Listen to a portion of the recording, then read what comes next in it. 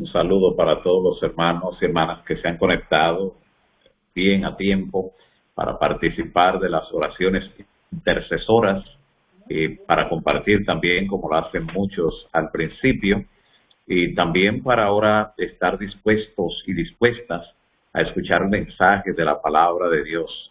Continuamos con esta semana especial que le hemos titulado Esperando la lluvia tardía. Ya hemos estudiado los temas Conociendo al Espíritu Santo, también el tema La obra del Espíritu Santo, y hoy estaremos estudiando el Espíritu Santo en la deidad, el Espíritu Santo en la deidad. Este tema tiende a prepararnos para poder defender esta verdad sobre la deidad del Espíritu Santo y sobre parte de lo que tiene que ver con la divinidad, defender esa verdad a capa y espada en el nombre del Señor. Hay una intención marcada del enemigo en disminuir la importancia de la persona del Espíritu Santo por lo que ya hemos dicho. El Señor Jesús dijo que hasta del Hijo del Hombre, quien hable en contra del Hijo del Hombre, al arrepentirse será perdonado, pero que quien blasfeme contra el Espíritu Santo no le será perdonado, ni en este mundo, ni en el venidero. Es el Espíritu Santo a quien el Señor le encomendó el cuidado de la iglesia, y por eso el enemigo trata por todas formas de anular ese trabajo, esa obra y la preparación tan necesaria que para esta parte final de la historia necesitamos tener. Así que el Espíritu Santo en la deidad es el mensaje que estudiamos ahora. El Espíritu Santo se le llama en la palabra, o es considerado en la palabra, como la tercera persona de la divinidad, la tercera persona de la deidad. No porque sea menos importante que la primera y segunda persona, como se describe, sino en el orden en que se ha subordinado el uno al otro en lo que tiene que ver con el plan de salvación. En ese sentido, la palabra de Dios nos dice claramente que la función del Espíritu Santo es glorificar al Hijo, como vimos anoche, aparte, claro, de lo que tiene que ver con el trabajo que realiza en favor de cada uno en forma individual. Y esa acción que el Espíritu Santo hace en nosotros es una acción insustituible, la obra que hace el Espíritu Santo.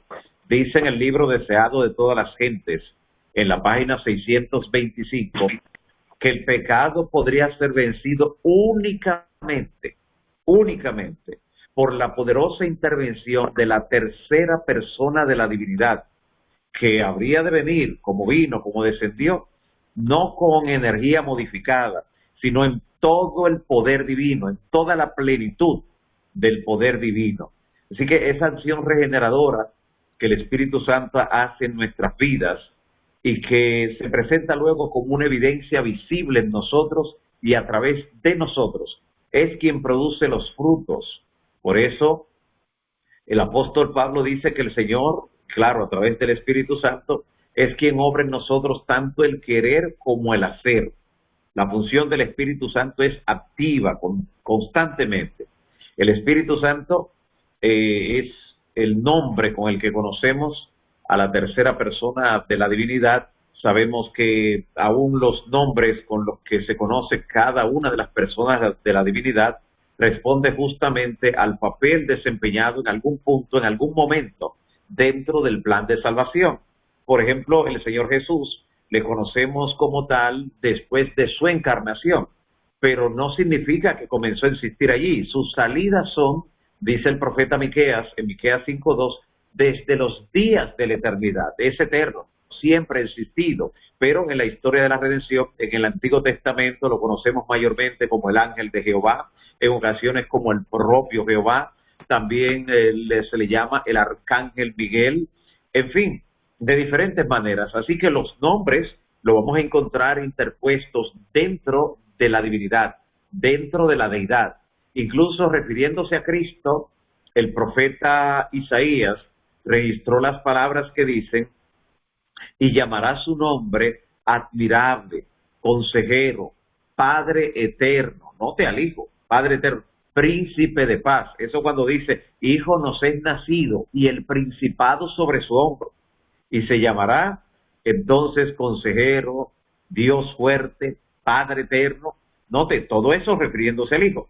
Así que la función de los nombres que conocemos ya en la última parte de la historia de la redención como Padre, Hijo y Espíritu Santo son justamente para distinguir la función de cada uno de ellos dentro del plan de salvación. No porque alguno sea mayor o el otro sea inferior, ya hemos expresado eso en par de ocasiones. En el Antiguo Testamento, al Espíritu Santo normalmente se le conoce como el Espíritu de Jehová. El Espíritu de Jehová. Recordamos pasajes interesantes como el que aparece en Génesis capítulo 6, versículo 3, donde el Señor dice, no contenderá mi espíritu para siempre con el hombre. El Espíritu de Jehová.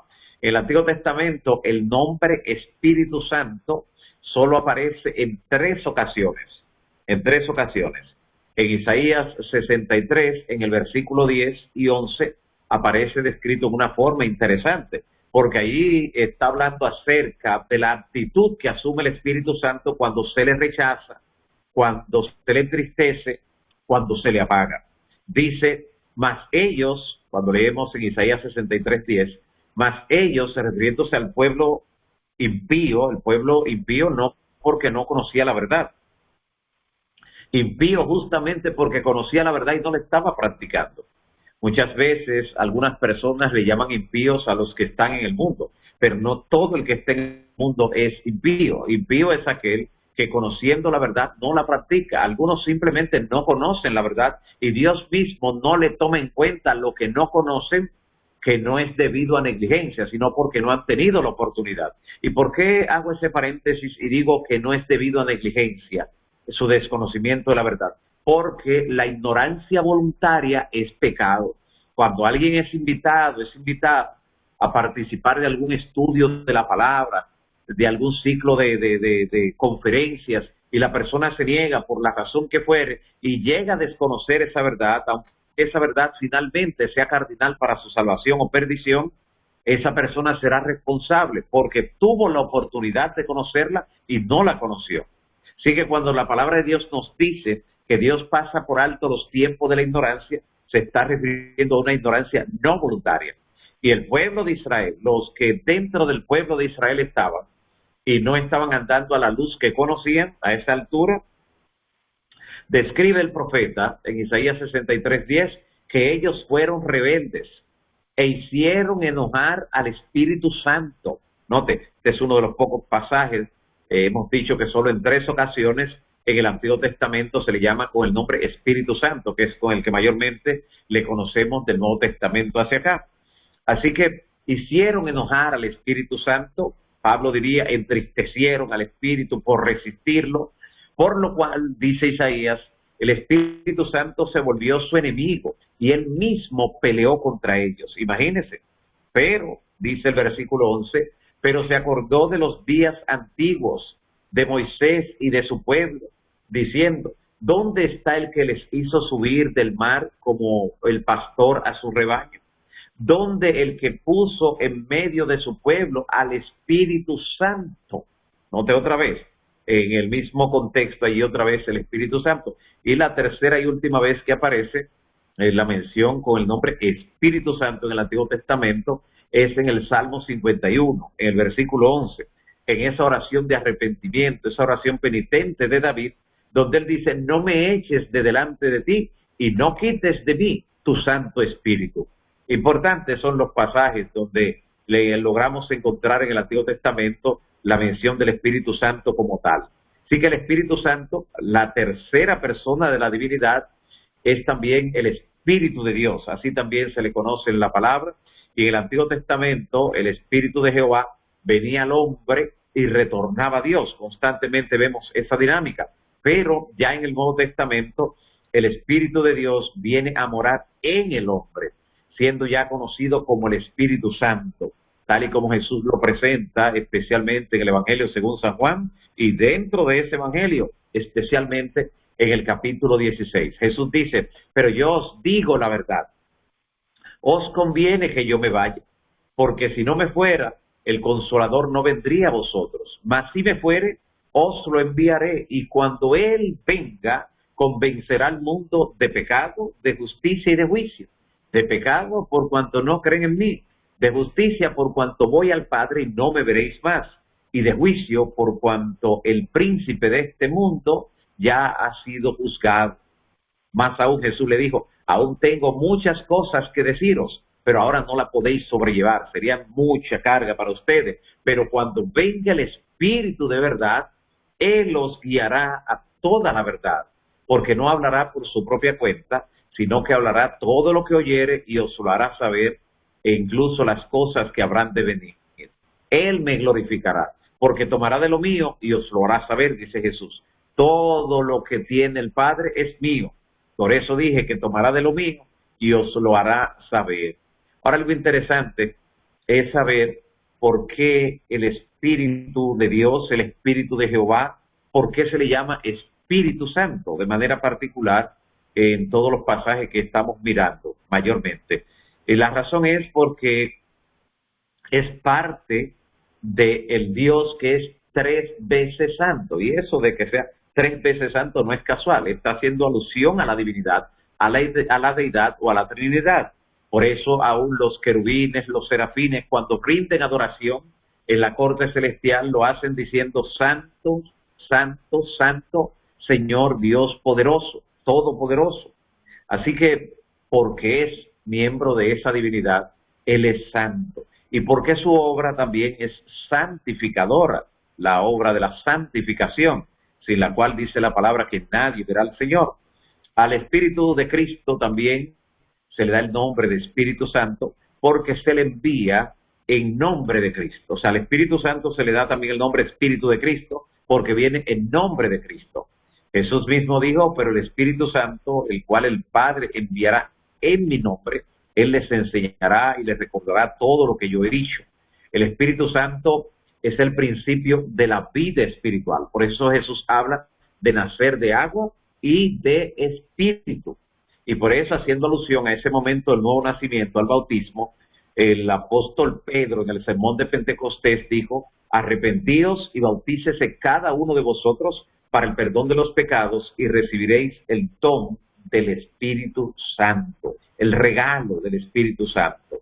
Y por eso el Señor dice que a todos los que le reciban, a los que crean en su nombre, les será dado el derecho de ser llamados hijos de Dios, los cuales, dice Juan 1:13, no son engendrados de sangre ni de voluntad de carne, no porque un ser humano decidió engendrar, sino por la voluntad de Dios. Es un nacimiento nuevo del que Jesús le dijo a Nicodemo, si no naces de nuevo, no podrás ver el reino de Dios. Noten la importancia de la regeneración y de la obra que el Espíritu Santo hace en nosotros.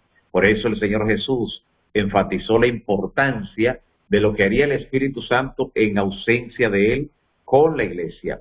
El Espíritu Santo también es denominado el Espíritu de Cristo, porque la misión del Espíritu Santo, la misión especial en esta era, es justamente llevar hacia adelante la obra de Cristo. Es como si fuera una extensión de la obra de Cristo. Por eso Jesús dijo que Él le glorificaría.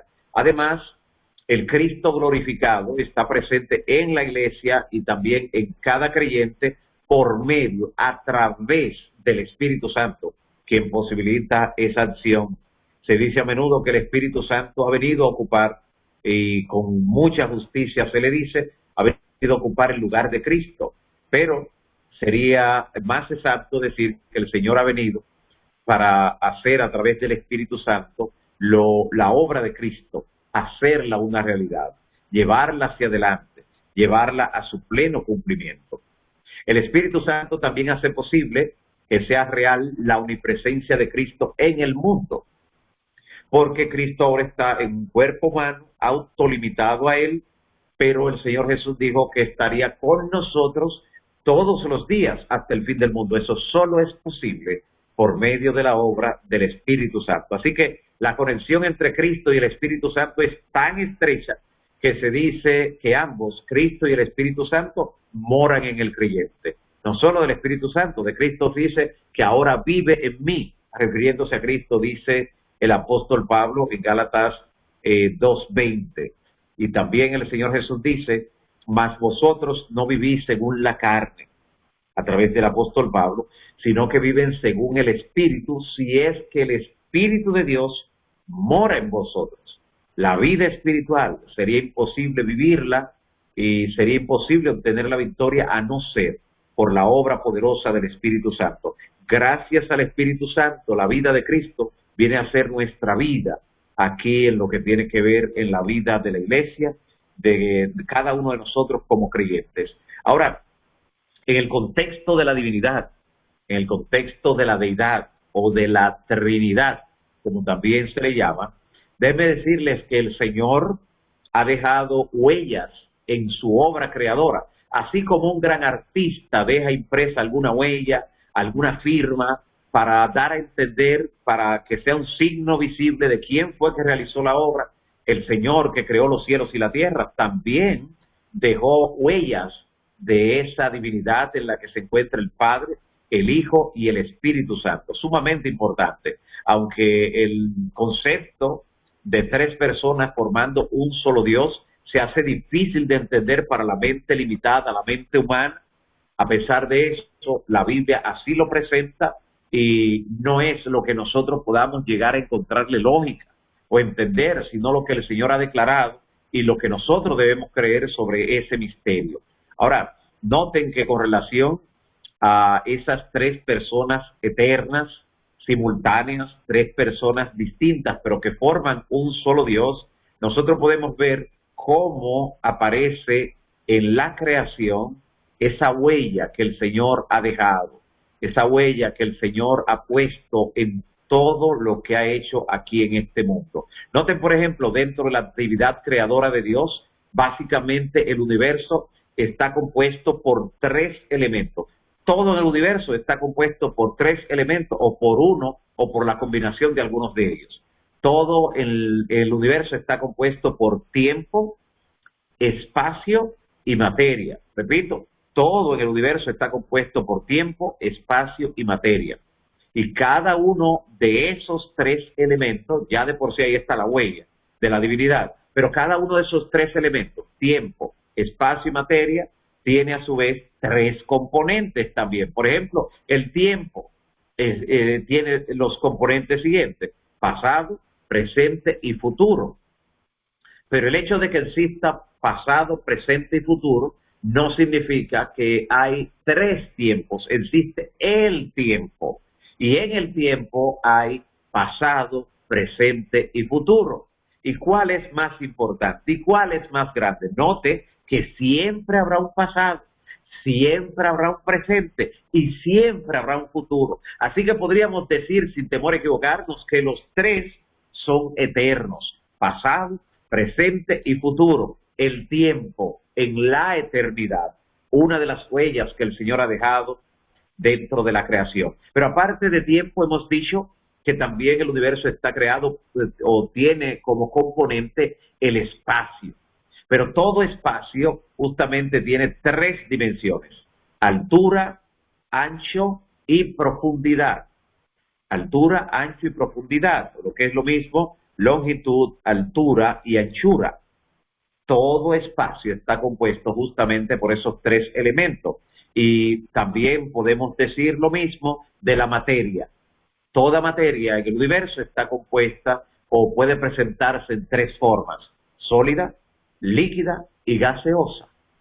Pero es la misma materia expresada en tres formas diferentes. Esto nos muestra cómo Dios, cómo la deidad, la divinidad, aquellos que al principio crearon el cielo y la tierra, y que aunque dice Dios dijo, pero hagamos, esa forma plural de la actuación y ese verbo en singular está hablando entonces de un Dios que actúa en tres personas, algo que será nuestro objeto de estudio aún en la eternidad, porque una mente finita nunca podrá comprender plenamente a lo que es infinito. Tenemos que dejar que Dios siga siendo Dios y permitir que el Espíritu Santo siga obrando en nosotros, siga actuando en nosotros, siga expandiendo nuestro entendimiento sobre las realidades eternas, porque las cosas espirituales se disciernen espiritualmente. Así que el papel del Espíritu Santo en la deidad es un papel insustituible. Con relación a Dios, en sentido general, la Biblia dice en Juan 4, hablando Jesús, dice, Dios es espíritu, y los que le adoran en espíritu y en verdad es necesario que le adoren. Que el Todopoderoso pueda bendecirte en esta hora, que el Espíritu Santo siga obrando en tu vida, que se siga revelando a cada uno de nosotros durante esta semana en forma especial y nos prepare para la lluvia tardía. Oremos al Señor en esta hora. Dios eterno, Padre bendito, Padre de misericordia y bondad, gracias por la oportunidad que nos has dado de estudiar tu palabra y contemplar la realidad del Espíritu Santo en la deidad, en la divinidad, en la Trinidad. Gracias, Señor. Gracias porque el Espíritu Santo continuará guiándonos a toda verdad, continuará convenciéndonos de pecado, de justicia y de juicio. Y un día, cuando Cristo esté a punto de venir a la tierra, el Espíritu y la Iglesia dirán, ven. Y hoy también nosotros clamamos por Jesús y decimos, ven. Y tu palabra dice que el que tiene sed, sed de ese Espíritu, venga y tome gratuitamente del agua de la vida. Gracias, Señor, por tu bendición. Fortalece y bendice cada familia aquí representada y consérvale para tu reino eterno. Permite que mañana nos conectemos nueva vez para continuar el estudio de tu palabra. En el nombre de Jesús. Amén. Amén.